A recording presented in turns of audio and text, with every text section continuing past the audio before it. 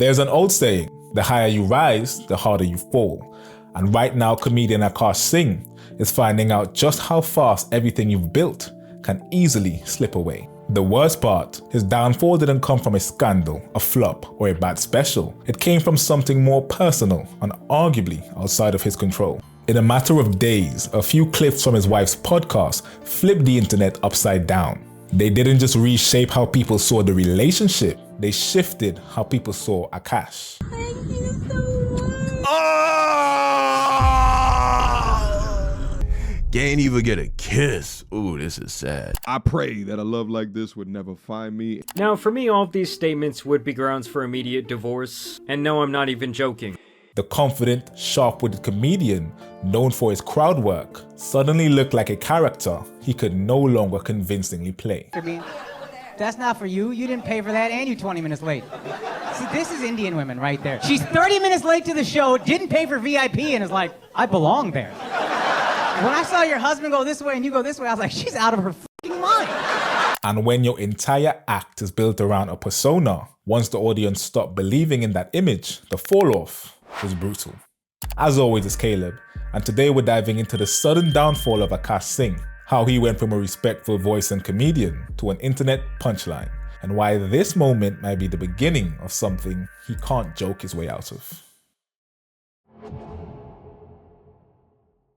Before the podcast and the specials, Akaash Singh was just a kid from suburban Dallas with immigrant parents, a pre-med degree, and an urge to make people laugh. Born to a traditional Indian household, comedy was never the plan.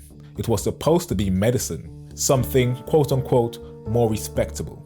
But somewhere between talent shows and quietly bombing jokes to his friends, the seed of comedy was already planted in Akaash. So after college, with his mom cautiously supporting him and his dad thinking he must have lost his mind, Akaash did the unthinkable. He said no to medicine and yes to comedy. He moved from LA, walked into the legendary Comedy Store for his first open mic, and was absolutely humbled. But he didn't fold. That flop didn't break him. It clarified things. From that point on, it was tunnel vision. Open mics, club nights, writing non-stop, slowly turning rejection into rhythm. But something still wasn't clicking. So he did what few comedians do. He left LA and moved to New York City. Because if any city was going to break him again, it'd be the city that breaks everyone.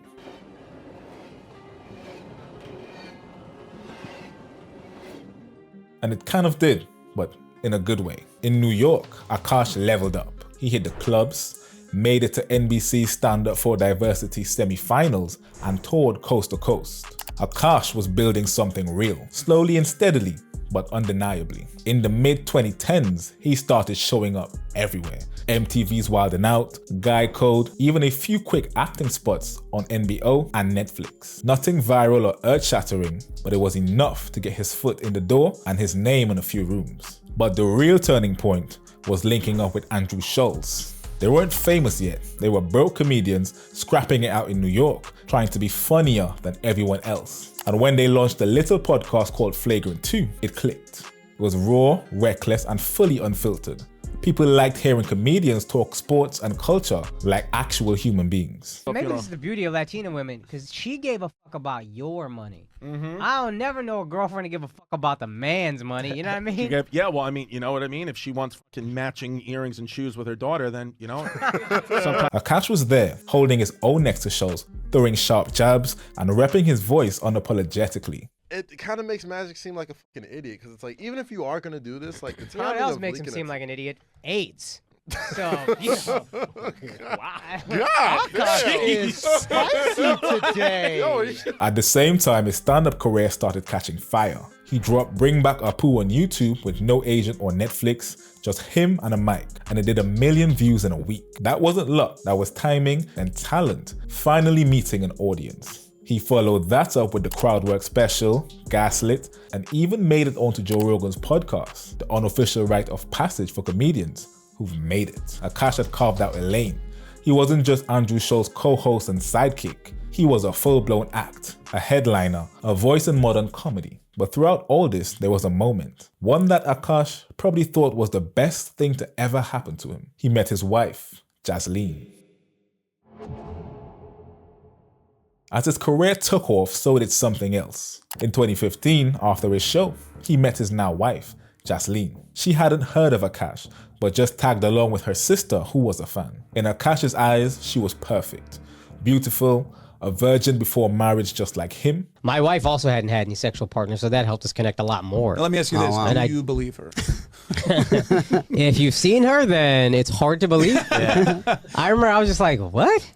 And someone low-key who didn't know who he was. In 2021, they made it official. A wedding, families, the whole deal. Even Andrew Schulz was a part of it, but not without some tension behind the scenes. Jasine had reportedly clashed with Andrew over something that was said or done. It was so bad that Andrew thought he might not get invited to the wedding. In the end, he smoothed everything over with dinner and an apology, but the message was clear. Jasine wasn't afraid to speak up, even if it meant checking Akaash's co-host, something that may have been foreshadowing for what was to come.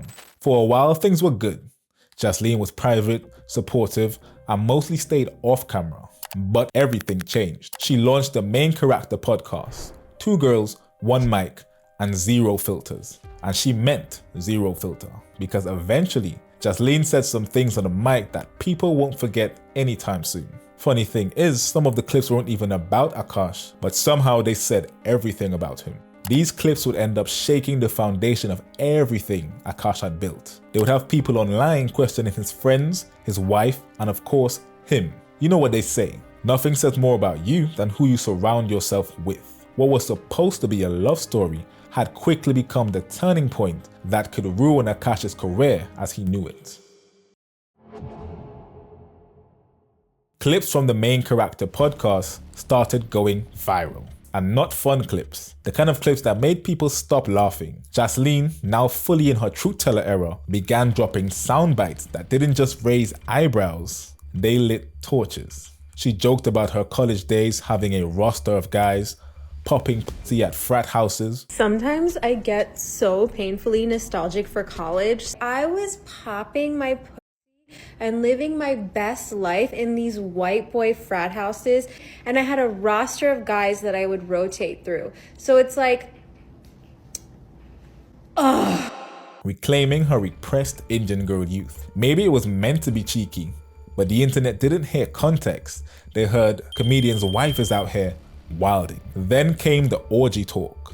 She casually floated the idea of an orgy with her co-host's husband. Priya, I'm actively trying to have an orgy because this couple is so fucking good looking, and you haven't seen Nav yet, but wait till you fucking see him. His body goes crazy. His face card always slays, never declines. And it's kind of weird because I'm talking about your husband. Allegedly a joke. Allegedly based on an inside reference. But when the clip hit the timeline, it didn't come off as inside. It came off as wildly outside the bounds of what fans expected from the wife of a traditional brown comedian. And this was just before talking about the estimated size of her co-host's husband's Johnson. I just know that Nav's dick is like at least 10 inches. You would only be down for an orgy if we Or did it's it? thick. It's thick. And then we can't forget her views on money in the relationship. I love you girls. If you want to work, all for that, whatever. But like any man that doesn't want to have a joint bank account or isn't being transparent with his accounts or has separate accounts, that's a fucking red flag. And I will say it again because I know there's going to be already like incel troll motherfuckers. This is not a two-way street. This is a one-way street. His money is our money and my money is my money. And look, have I only made $600 from content creating? Wow, we went up $100 from last week. But that's my money, okay? What might have been a flex came off as a masterclass in gold digging. Adding the clips where she says she loves spending Akaash's money, jokes about skipping his birthday gifts, and stating that she doesn't do anything to help him around the house. You've got the perfect storm brewing. For those of you who are new here, hi, my name is Jasine. I'm a stay-at-home wife, but I don't cook or clean because I don't feel like it. And my husband is a full-time stand-up comedian, and he buys me lots of nice things. And then enter the manosphere. A YouTuber named Mediocre Tutorials and Reviews stitched together Jasine's most controversial moments, cutting out every context and leaving just chaos. It was brutal, but to be honest, adding the context didn't really save these clips. Also, Myron Gaines, the co-host of Fresh and Fit and the poster boy for the Red Pill podcast worlds, saw the opening. And if you remember, he had unfinished business. Back in 2022, Akaash and Andrew Schulz clowned Fresh and Fit live on Fragrant, calling their whole worldview corny and childish. One person in the relationship, whoever cares less, has the leverage, and we want the guy to always care less.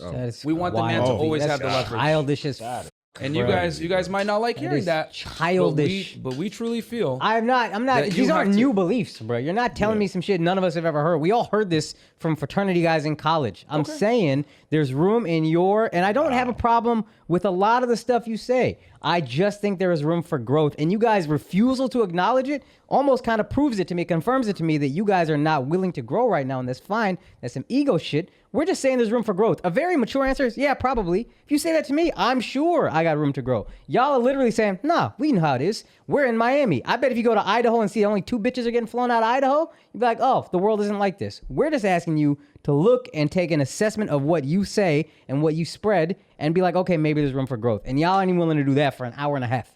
I mean, I truly feel that That's your opinion, bro. Yeah, that's your opinion. See what I'm saying? Akaash practically bodied him on air. Now in 2025, Myron was ready for his get back. And this time, he brought ammo. He posted on X, time to cook. And then he did. She calling me crazy, I feel like Supreme Team back in the 80s. I'm talking my shit like some shady, you working a job. Baby, come lay me. Shit, my diamonds hit bright like a shooting star. We all boss, so they don't know who the god. Step in the building like who is y'all? I don't care, cause they know my money long. She calling me crazy, I feel like... Hey, Akaash, Andrew Schulz, the whole Flagrant staff, shut the f up forever. This interview right here. Akaash has been with one girl in his life who is his wife. I looked into what you guys are about. And a lot of this shit is just childish. It aged perfectly. This dude was like a virgin before he got married, trying to lecture me on how to deal with females. And then 3 years later, this stupid dothead his wife is being a whore all over Instagram, TikTok, dragging his name through the mud to do so. Sometimes I get so painfully nostalgic for college. I was popping my pussy and I had a roster of guys that I would rotate through. This could not have aged better. But it didn't stop there. Reddit threads exploded, the reacting community's rent, bills, and insurance was paid in full. Everyone has been eaten amazingly off the content. And then the internet started doing internet things and digging. Old clips resurfaced showing her dodging all of Akaash's kisses even when they got married or when he bought her an expensive diamond ring to renew their vows.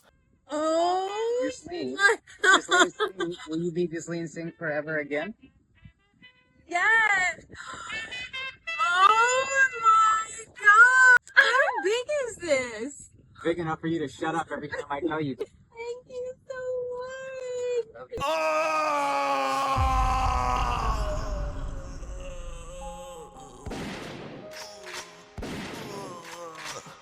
Can't even get a kiss. Ooh, this is sad.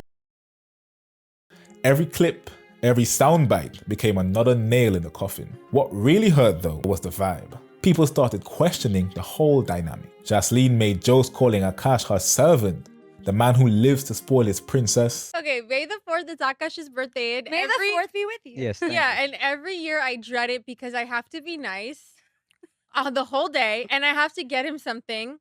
And I have to also be nice and do like acts of kindness.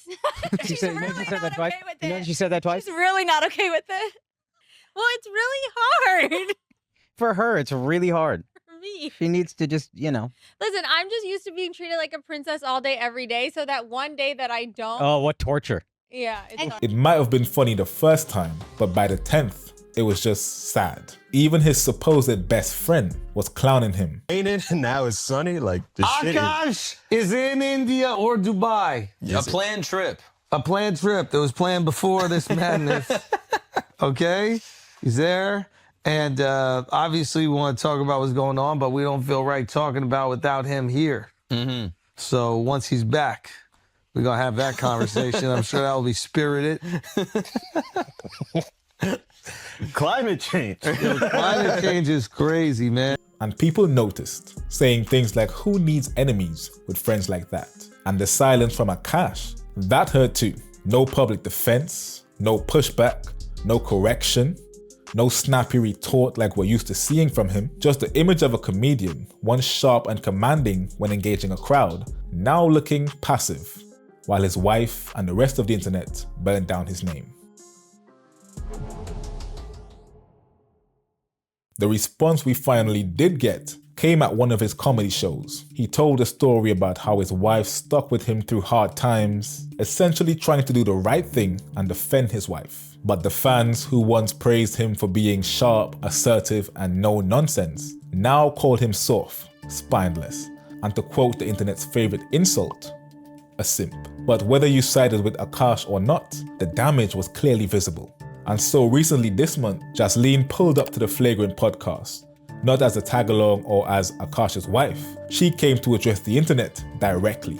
They leaned into the chaos, opened with a fake interview, staged a fake fight, played the whole thing for laughs. But beneath the skits, it was obviously PR recovery mode. Jasine explained it all. The roster, just 2 college guys she flirted with. Allegedly, and you can correct me if I'm wrong here, Yeah. is it true that you said that there was a rotation of guys? A roster. Roster. Yeah, what does a roster mean to you? What does this mean? You guys have to understand, have you ever heard of the repressed Catholic schoolgirl? Never. Yes. I was, yeah, I do know. Okay, Yeah, yeah. so I was, His Catholic school was in his living room. Imagine how repressed he was. I was a repressed Indian girl that I didn't even watch Jersey Shore in high school because I felt it to be too inappropriate. So when I got to college, I'm like, oh my God, I can dress however I want. I can do whatever I want. You can have a roster of frat boys. But What does a roster mean? so it didn't actually translate to a roster. It just meant like 2 guys I was talking to and flirting with at the same time. That's it. That's all. Yeah. Popping pussy. She thought that meant dancing, not hooking up. Popping pussy. Yeah, let's just get some definition.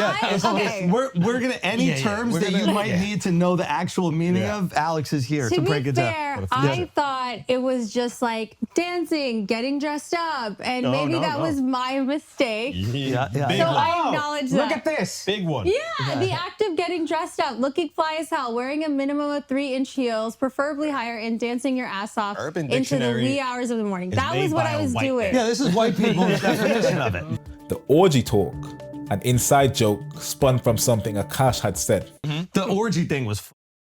That shit was crazy. I even watched it and I was like, so break us down. I need an explanation. Has the orgy happened? So, okay, no, it hasn't. Okay. Okay, what the was that joke? Because I think for a lot of people, myself included, like I saw that and I was like, why would she even joke around about that? Yeah. With Akaash there and like, what was the what was the backstory to that? Now, looking back, like it's been pointed out to me, and I get that. I feel like for us, I think I learned so much of my humor from Akaash, not to like justify it, but just to explain, like, oh, if I say these absurd things, it's so funny because it's not who I actually am. But I kind of forgot that like the internet doesn't know all these multi-dimensions of my personality, so I'm just seeing this one thing. so the orgy joke started with like Akaash being like, "Oh, Nav's really hot." Like Akaash would show Nav's picture to his trainer or whatever because he's like really like. Her gold digger arc, a joke wrapped around the fact that she actually paid his rent when they first got together. Do you consider yourself a good gold digger? Yeah. Because I invested low and waited for it to go high. You're a gold prospect. That's not a gold digger. Exactly. Yeah, you're like a what is that? You're like a hedge fund manager. Yeah, you're like Akaash with Bitcoin. Exactly. And it's like She bought much lower than I did. she bought at the bottom, dude. She could not have bought That is lower. something that But is. to be fair, it's like I was working too in the beginning, One and of you us was weren't. working. Yeah. What were you doing? When we met, I worked at Goldman Sachs. I got a job at Deloitte after I graduated college. I was a consultant. Sleeping in till 12 p.m. Akaash mostly sat back. He let her talk and nodded along.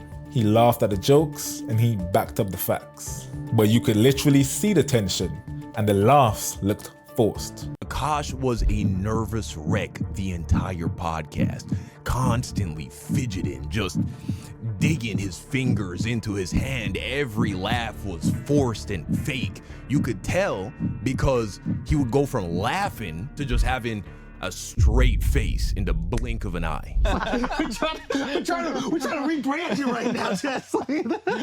Okay, can we get some? I gotta wait that long. Can we get some other definitions out of the way? Yeah, let's get some other definitions. Yeah. A roster. Roster. Yeah, what does a roster What does that mean to mean? you? What does this mean? Of course, the comment section was not buying her explanations for even a second. In fact, this might have made things worse. And suddenly, it wasn't just about what Jasine said, it was about what kind of man Akaash must be to let it slide. And that's the real consequence. Not a cancellation, not lost sponsors, but lost conviction and confidence. Akaash was no longer the guy who checked people on podcasts or who was assertively doing crowd work. He was the passive guy sitting quietly while his wife joked about how little she does for him on his birthday or in general, while he spends thousands of dollars to make her happy. And no amount of clarifying interviews or jokes could fully undo this image. Now that the dust is hopefully settling, it's clear this wasn't just internet drama. It was a reset for Akaash and for the way the fans see him. He's 41 now, an age where most comedians hit their stride. He spent nearly half a lifetime grinding, from bombing open mics to having packed clubs. He built his career and reputation steadily, only to have it almost snatched away instantly. But the aftermath of this situation is still unfolding. He'll probably keep going with some new material. Maybe he flips this situation into one of his jokes. Maybe Flagrant leans into the chaos a bit more. Maybe Jasine takes a break from social media and the internet moves on and forget this ever happened. Or maybe not. But what's certain is that Akaash still has the mic. The only question is, will there still be a crowd to listen after this whole event?